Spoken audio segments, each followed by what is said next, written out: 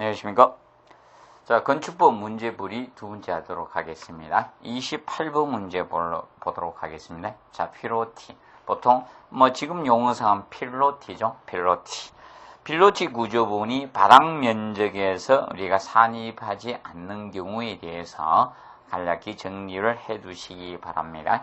자, 보통, 공중의 통행이나 차량 통행이 되는 경우는, 바닥 면적에 산입을 하지 않습니다. 그리고 주차에 전용되는 경우 이 주차장 개념이다. 그럼 음식점 같은 경우 보통 철골 구조로 지어서 1층 부분을 우리가 주차장으로 전용하고요. 2층을 음식점으로 쓴다. 그런 경우 이런 필로티는 우리가 바닥 면적에 산입을 안 합니다. 그리고 공중의 통행에 공동주택 이런 경우에는 바닥 면적에 산입을 하지 않습니다. 그런데 이 4번의 경우는 이건 바닥 면적에 산입하죠. 그러면 그 건물에 통행로로 사용하기 위해서 이 필로티를 둔다. 그럼 그런 경우는 우리가 바닥 면적에 포함을 시킨다라고 보시면 되겠습니다. 정리해 두시고요. 그다음 33번 문제 보도록 하겠습니다. 다음 그림과 같은 건축물의 높이로 맞는 것은 해가지고 나왔습니다. 그러면 막루 부분, 옥상 부분의 막루 부분의 수평동의 건축 면적의 8분의 1이라고 했습니다. 그러면 자, 높이 산정에서는 자, 요걸 보시면 되겠습니다. 우리가 기준 잡아 두실 때 건물이 있을 때 자, 위에 막루 부분에 이제 승강기탑이나 이런 막루 부분이 있을 것인데, 지금 이제 요 높이가 현재 30m고 30m. 땅은 자, 이 경사는 없네요. 경사가 지금 가중 평균 해 주시면 되겠고요. 그다음에 막루 부분의 높이가 자, 15m 개념이 됩니다. 15m. 근데 막루 부분의 면적이 건축 면적의 8분의 1이었어요. 8분의 1.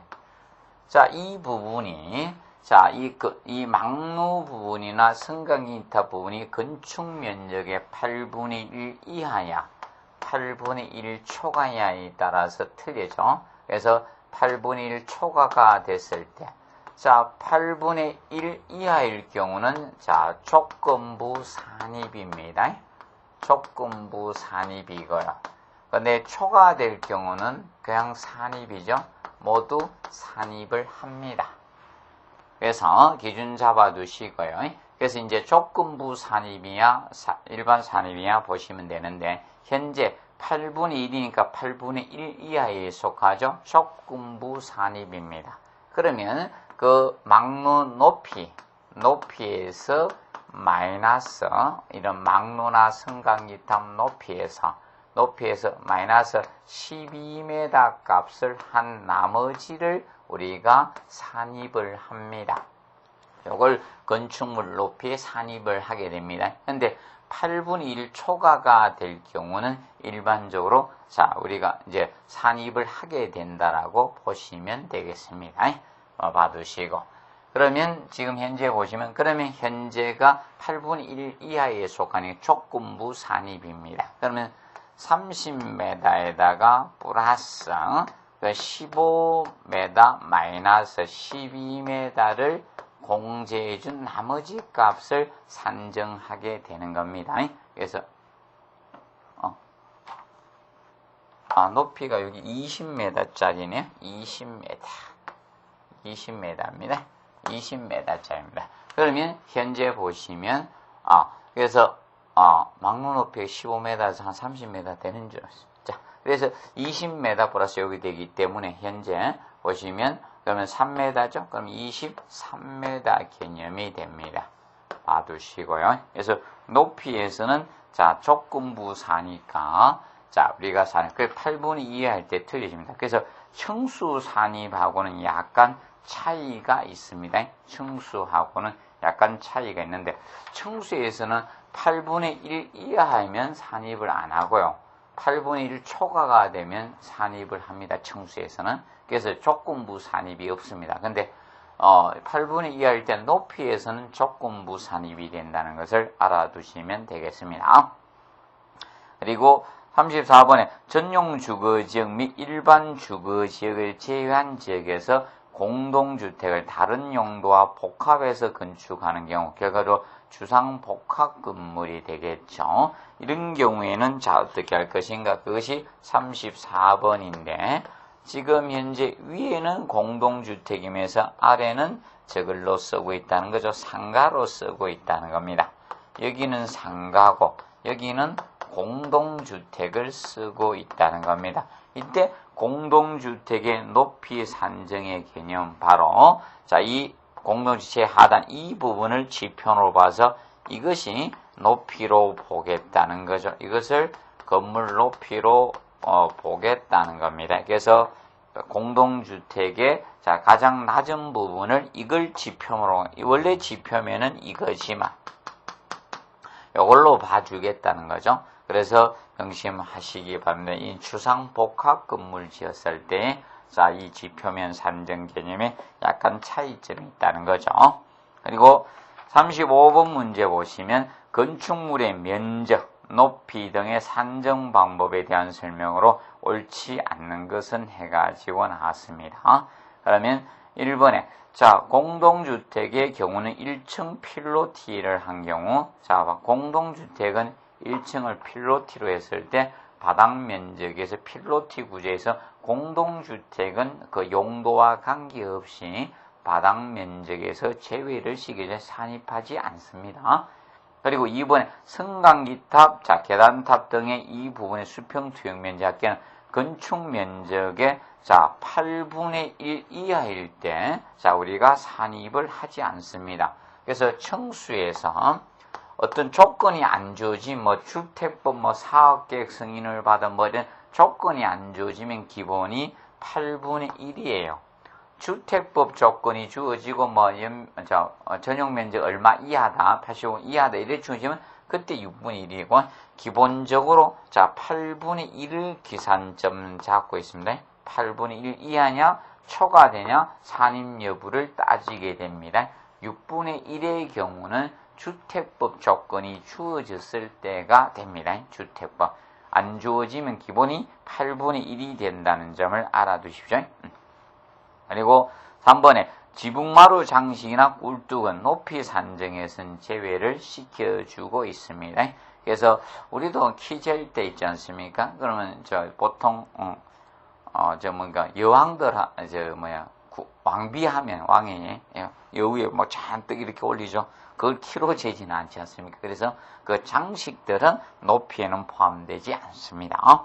그리고 네 번째, 옥탑은 거실 용도로 사용하는 경우 건축물을 위해 이 거실 용도로 사용하게 되면 우리가 높이에는 산입을 합니다. 좀 알아두도록 해두시고 그 다음에 36번 문제를 보시면 다음은 층수 산정의 원칙을 말한 것이다. 틀린 것 해가지고 나왔으면 층수 산입. 그러면 층수 산입에서 지하층은 층수의 산입에서 제외됩니다. 지하 몇 층, 지상 몇 층 이렇게 이야기합니다. 그럼 63빌딩이 있다. 그러면 지하가 3층이라서 지하층까지 합쳐서 63빌딩이 아니라 지상층만 63층이라는 겁니다. 그리고 2번에 보시면 옥상층으로 건축 면적이 자 옥상에 있는 옥탑이나 이런 거 있죠. 그래서 그 부분에 대해서 8분의 1 이하 그러면 승강기탑이나 계단탑 설비 용도나 이런 용도로 사용되는 부분에 대해서 그러면 거실 용도가 아닌 이런 부분에 사용되는 것이 8분의 1 이하인 경우는 우리가 자 제외를 시켜주고 있습니다. 근데 8분의 1 승강기탑이나 이런 면적이 우리가 8분의 1 초과되면 층수가 달라집니다. 이하일 때는 제외되고 8분의 1 초과는 산입이 됩니다. 그리고 층의 구분이 명확하지 않은 경우는 4m를 층으로 우리가 환산을 합니다. 그래서 초고층 건물을 따지실 때도 초고층 건물의 개념이 이렇게 되잖아요. 초고층 건축물은 자 50층 이상 50층 이상이거나 아니면 높이 200m 이상이 되죠. 높이 200m 이상을 초거층 건물이라고 합니다. 그러면 4 곱하기 5, 200이죠. 그래서 기본 4m를 기준으로 잡아서 보통 봐주게 됩니다. 기억하시고. 근데 일반 층이 구분이 되는 바닥 다 있는데 4m로 나눈 것은 아니고요. 그래서 기본적으로 층의 구분이 명확하지 않은 것. 그러면 박람회나 이런 거 하다 보면 굉장히 높습니다. 굉장히 높은데 하나의 층이야. 그런 경우는 4m를 하나의 층으로 계산해서 우리가 층수를 구분하겠다는 겁니다. 그리고 4번에 건축물의 부분에 따라 층수가 다를 때는 그러면 한쪽은 7층까지 했는데 한쪽은 20몇 층까지 했다. 그러면 가장 많은 층수를 우리가 층수로 봐줍니다. 그래서 층수는 가중평균하지 않습니다. 그래서 가장 많은 층수가 층수로 봐준다는 점을 우리가 알아두도록 해두시면 되겠습니다. 그리고 38번 문제 같은 건 아주 옛날 거라서 그런 건 하지 마시기 바랍니다. 38번은. 그리고 39번 문제 보시면 건축 허가 후 1년 이내에 착공하지 않는 경우 허가를 취소를 우리가 하죠. 그래서 보통 건축 허가를 받으니 이유 없이 우리가 1년 이내에 착공을 안 했습니다. 그리고 또는 착공을 해서는 착공 완료 불가능 공사 의지가 없다는 거죠. 그래서 포크레인만 갖다 놓고 왔다 갔다 하고 공사 진행을 전혀 안 하더라. 공사 완료 불가능하다면 건축 허가를 취소해야 되죠. 그래서 이 보통 건축 허가를 받게 되면 우리가 건축 허가를 받으면 1년 이내에 해야 됩니다. 기본적으로. 근데 이제 만약에 안 하게 되면 1년 이내에 착공을 안 했다는 겁니다. 그래서 건축 허가를 받았는데 착공을 안 했습니다. 착공을 안 했습니다. 1년 이내에. 그럼 이 경우는 건축 허가 취소가 건축 허가 취소가 기속적 취소입니다. 허가 취소가 기속적 취소입니다. 취소하여야 한답니다. 예, 기속적 취소입니다. 머스트가 됩니다. 취소하여야 한답니다. 건축허가 취소. 이때 이 건축허가를 취소할 때는 청문 절차, 의견 진술 기회를 주지 않습니다. 이때는 청문 절차 부여가 없어요. 청문 절차를 주지 않습니다. 의견 진술 기회를 주지 않고 건축허가가 취소가 됩니다. 알아두시고. 그런데 정당한 사유가 있어서 우리가 지연되고 있을 때는 1년 이내의 범위에서 갖다가 연장할 수가 있습니다. 그 점을 알아두시고요. 그래서 그 연장 기간에 대해서 물었죠. 그러면 이거는 1년 개념이 되겠습니다.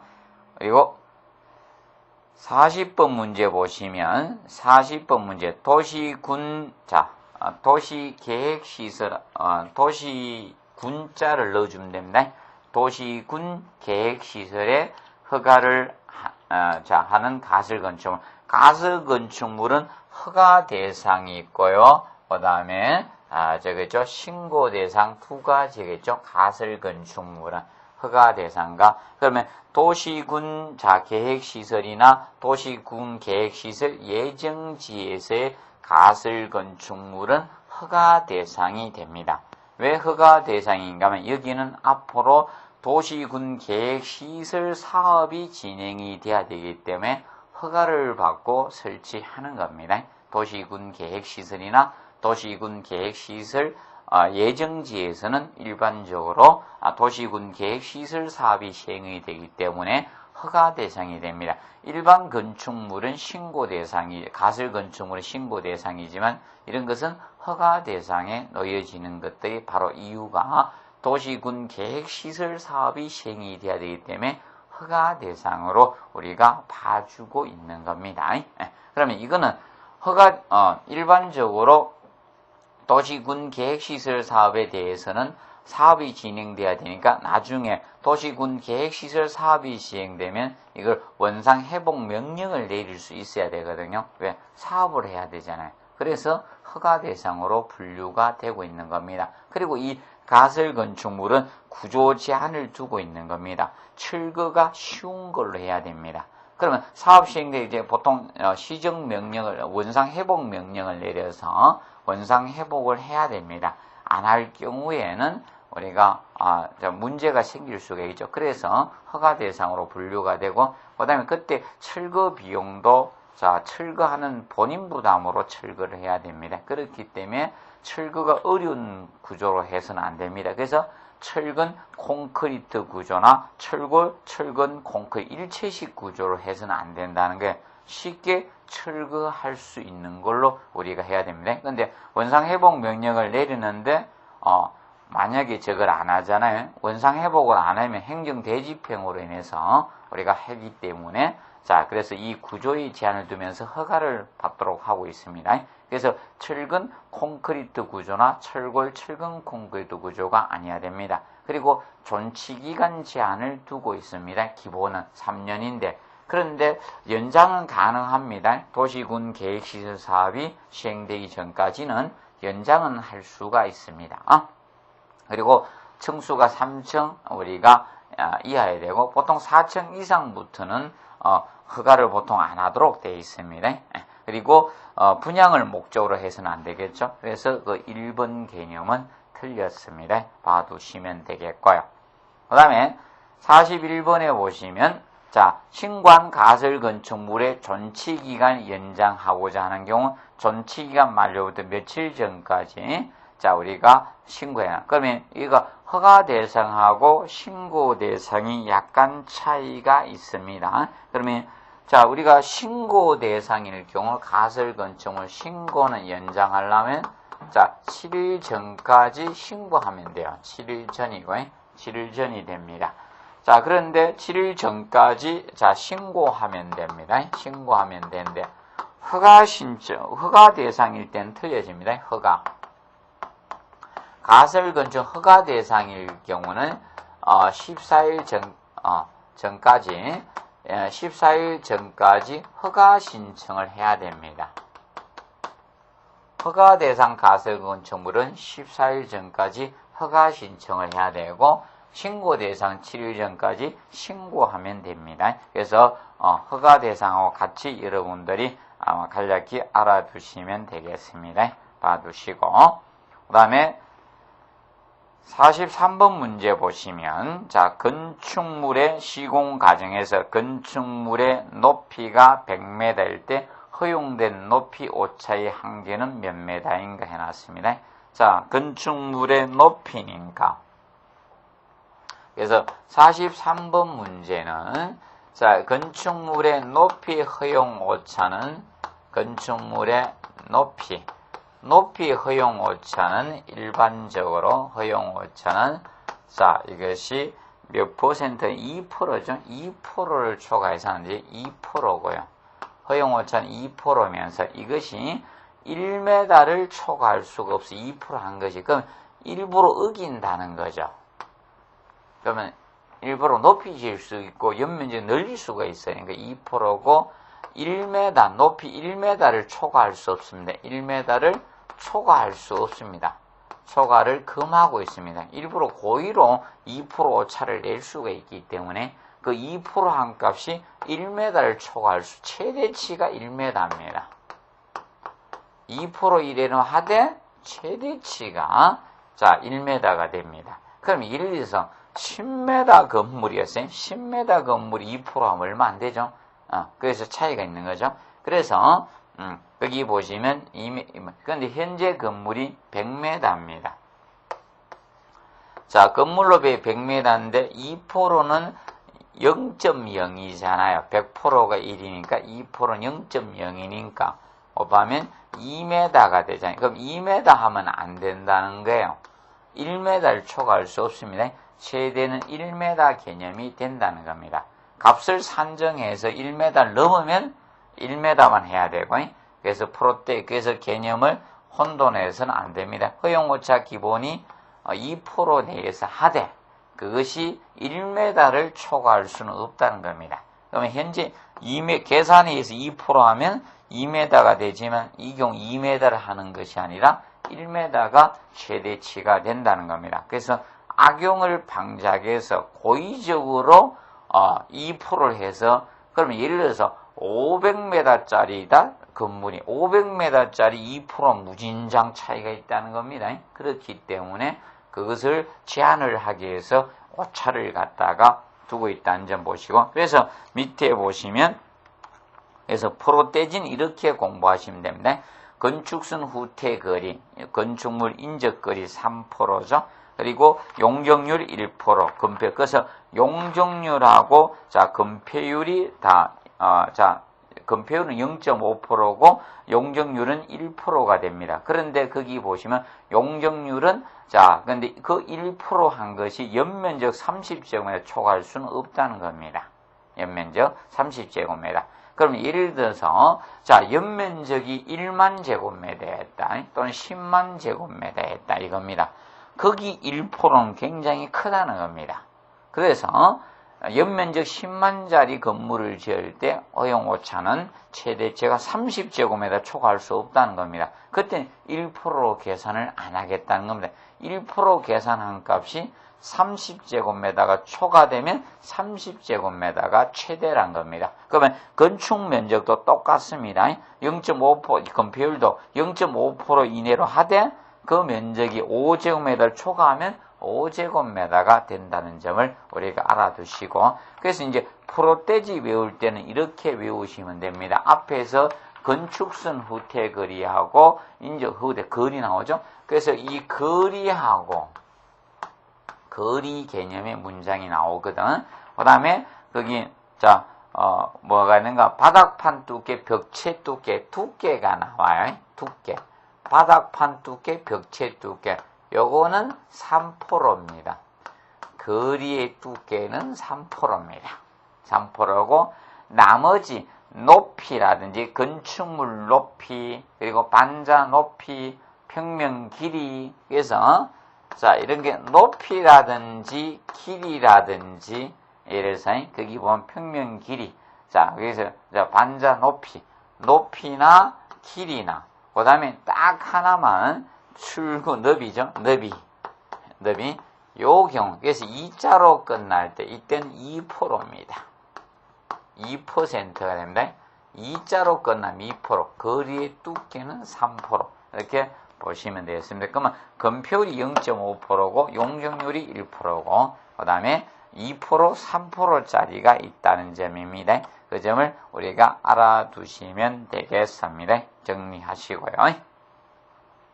그래서 이런 부분은 나올 수 있으니까 잘 암기해 두시기 바랍니다. 그 다음에 그래서 45번 문제를 보시면 건축물 관련 건축 기준 허용 오차 범위로 가장 높은 항목이죠.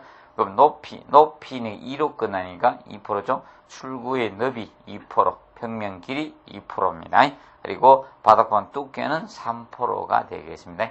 두께하고 거리는 3%. 그래서 2자로 끝나는데 출입구 너비만 2%고 다 2자로 끝나요. 너비는 너비 하면 2자 됩니다. 그래서 2%로 우리가 보시면 되겠습니다. 정리하시고 그 다음에 그래서 47번 문제 한 번 더 볼게요. 건축물의 건축에서 부득이하게 건축물의 오차가 발생할 경우 허용해 줄 수 있는 최대 한도는 해가지고 나왔습니다. 그러면 했죠? 보통 건폐율이니까 0.5% 이내로 하면서 건축 면적 5제곱미터를 초과할 수 없으니까 5제곱미터 이하로 우리가 해 주시면 되는 겁니다. 정리를 해 두시고요. 그 다음에 49번 문제 보시면 건축물이 재해로 멸실된 경우 멸실 신고는 며칠 이내 해야 되나? 그래서 거기에 대해서 다루네. 며칠. 그러면 보통 우리가 알아두실 거는 저거 됩니다. 이 재해. 그래서 멸실 신고 개념은 재해로 해놨죠. 그래서 옛날에는 이게 15일이었는데 지금은 한 좀 됐죠. 한 10년 정도 됐나? 그래서 이 멸실 신고의 개념은 이 멸실 신고는 안 그래도 재해 당하면요 넋이 나갔습니다. 특히 자기 터전이 집이 확 떠내려갔는데요. 그러다가 인명 손실까지 있어봐요. 넋 나간 사람한테 빨리 신고하라 하면 너무 부담이 가는 거죠. 그래서 이 멸실 신고는 30일 이내에 하면 됩니다. 그래서 30일 이내. 바로 멸실 신고는 사후 신고 제도입니다. 이거는 사전 신고 개념이 아니라 사후 신고 제도입니다. 멸실 신고는. 그래서 다른 거는 건축 신고 이런 건 사전 신고 제도지만 이거는 사후 신고 제도라는 점을 명심하십시오. 철거 같은 경우는 보통 민원이 발생할 수밖에 없습니다. 그런 것은 사전 신고 제도로 가지만 철거 신고는 이것은 멸실 신고는 사후 신고로서 30일이 됩니다. 30일 기억하시고 그래서 49번은 답이 없습니다. 30일로 해두시고요. 그 다음에 50번에 보시면 건축물의 대수선 때 구조 계산이 구조 안전 확인해야 되는 것. 그러면 구조 안전 확인 대상은 층수는 3층 이상이고요. 연면적은 1,000제곱미터 이상이 될 거고, 그 다음에 높이는, 일반 높이는 13m 이상이 되죠. 근데 처마 높이는, 이게 사람으로 보면 이렇게 보시면, 전체 높이가 13m, 그리고 처마 높이는 지붕틀을, 이게 머리가 지붕틀이니까 받치는, 수평부재를 받치는 밑부분, 그래서 목구멍이죠. 그래서 목구멍, 그게 9m 하시면 돼. 처마 높이는 9m 기준을 잡아주시면 되겠습니다. 그래서 연면적 1000제곱 이상 구조 계산 맞죠? 그리고 높이 9m인 3층이 들어가죠? 3층 이상, 층수가 3층 이상이면 높이 이런 거 따지지 않습니다. 하나만 해당되면 구조 계산 받아야 되죠? 구조 안전 확인해야 됩니다. 그리고 처마 높이 9m 이상이죠? 9m 되고. 근데 4번에 그냥 높이 2m 층수 아무것도 해당이 안 되죠. 요거는 그 대상이 되지 구조 안전 확인이 아니라는 점을 봐두시면 되겠고요. 그 다음에 53번 문제 보도록 하겠습니다. 53번 문제. 자, 주요 구조부가 내하 구조 또는 불연제로 된 건축물에 있어서 직통까지의 보행 거리를 따졌습니다.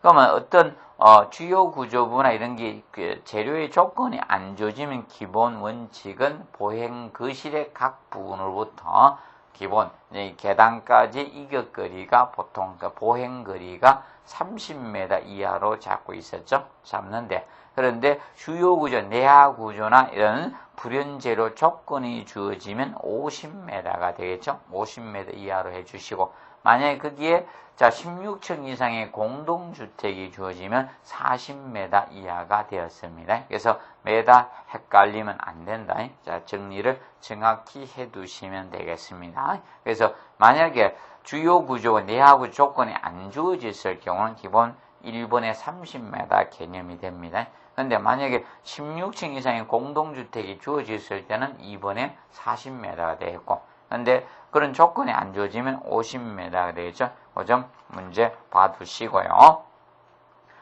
그 다음에 57번 문제 보시면, 자, 도롱계단의 단너비, 좁은 쪽의 끝부분부터, 보통, 이 도롱계단이, 자, 일반적으로 여러분들이 이렇게 보시면, 자, 이렇게 도롱계단을 갖다가 이렇게 설치를 해놨습니다.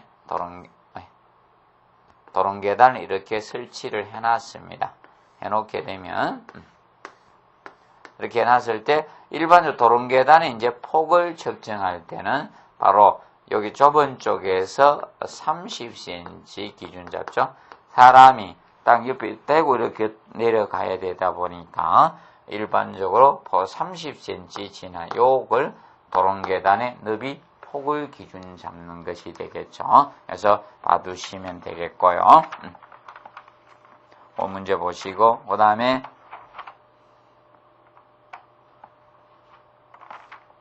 마지막으로 한 문제만 더 보도록 하겠습니다. 66번 문제 보도록 하겠습니다. 66번. 자, 국토교통부령이 정하는 기준에 따라 관람석 또는 집회실로부터 출구를 설치하여야 되는 건축물이 아닌 것은 해가지고 나왔습니다. 건축이라는 것은. 그러면 1번의 문화 및 집회시설의 경우는 자 우리가 출구 설치해야 되죠.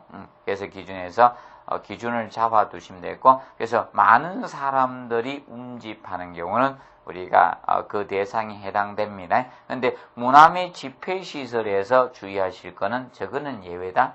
전시장하고 동식물은 제외하고요.